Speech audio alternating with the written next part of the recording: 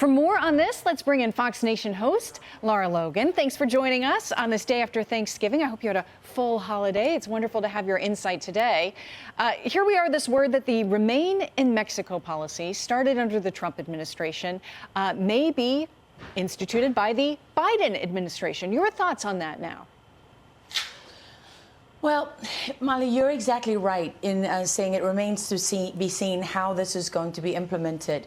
Because what I'm hearing from law enforcement sources is that there's talk that these camps are not going to be on the Mexican side of the border at all. The Biden administration has made it very clear from the beginning that they do not support this policy. And even after the court ruled that it had to be implemented, they sent out internal guidance to all of the agents to say that they don't support it. And let me paint a picture for you of what happened on the southern border last night. This is coming from the people, the agents who are on the ground, who are actually dealing with this, right? In 4 sectors in Texas, which is the busiest, there were 3 Border Patrol agents on duty. And what the cartel did is they sent across a couple family units, right, to tie up all those Border Patrol agents, and then they absolutely lit the southern border on fire with runners. They were just, I mean, the sensors were going berserk. We were just completely and utterly invaded. And there was absolutely nothing that Border Patrol could do about it. They were calling on Texas DPS. They were calling on the National Guard, who were trying to help. But the reality is that hundreds and hundreds of people just flooded across the southern border last night. And the Remain in Mexico policy isn't going to make any difference to that. And, you know, we spent a lot of time talking about the caravan, oh my goodness, it seems to be the only thing people care about. And the agents on the ground are saying, why are they making so much fuss about this caravan? Do they not realize we get the same number of people in that caravan? We get that sometimes in a day across the southern border. In Texas alone, you can get that in 2 or 3 days or less, right? And they're dealing with this constantly. And the Remain in Mexico policy isn't going to solve this problem for one very simple reason. Lara, this is still talking about the border in terms of immigration.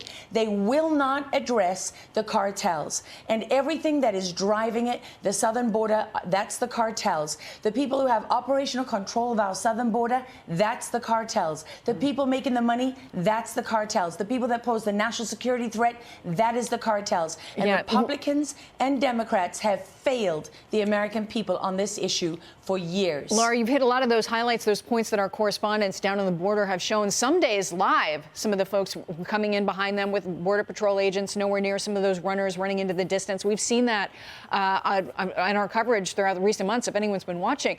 But Lara, I want to shift gears a little bit because we want to highlight something. Season 3 of your Fox Nation show, Lara Logan Has No Agenda, available right now on Fox Nation. The focus, 21st century terrorism revealed. The latest episode, titled Global Extremism. Let's watch a clip. 130 people were murdered, hundreds more wounded.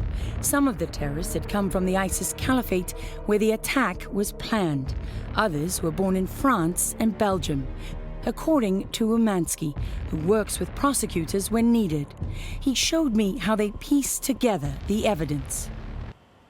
This has been very careful investigative work. So, Lara, tell us what's going on and what to expect this season.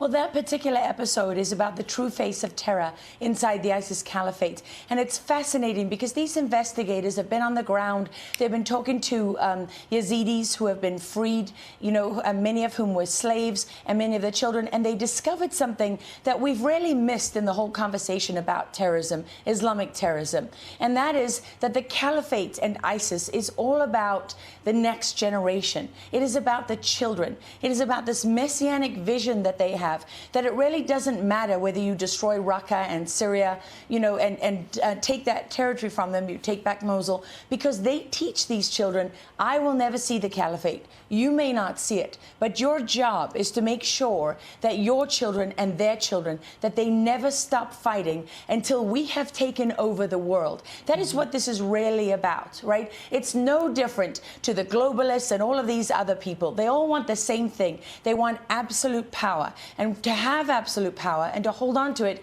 you have to have absolute control. And that's what many people are seeing all around us. And it's quite interesting because there is sort of an unholy alliance between many of these Islamists and many of the leaders in the West. In fact, researching that, I stumbled across a document from the head of al-Qaeda in Libya in 2016, urging the Islamists to make a deal with the EU and NATO because he cites unprecedented levels of support that they had from the Obama administration at the time. And, you know, that's very curious. We've never really understood why Western leaders and American leaders are in such a rush to give the Islamists their caliphate. The Biden administration just did it in Afghanistan. And, you know, these are questions really for the administration to answer. And unfortunately, you know, we live in such a tyrannical society these days, known as the United States of America, that we don't get to ask those questions. Yeah, well, it's a lot of unique reporting, and people, of course, can see it on Fox Nation. Congratulations to you on another season. Lara Logan, thanks for joining us. Hi, everyone. I'm Brian Kilmeade. I want you to do me a favor. I want you to click to subscribe to the Fox News YouTube page. This is the only way that I know for sure that you're not going to miss any great commentary, any great news bites, any great interviews coming your way on Fox. You can get it all here on YouTube. So subscribe right now.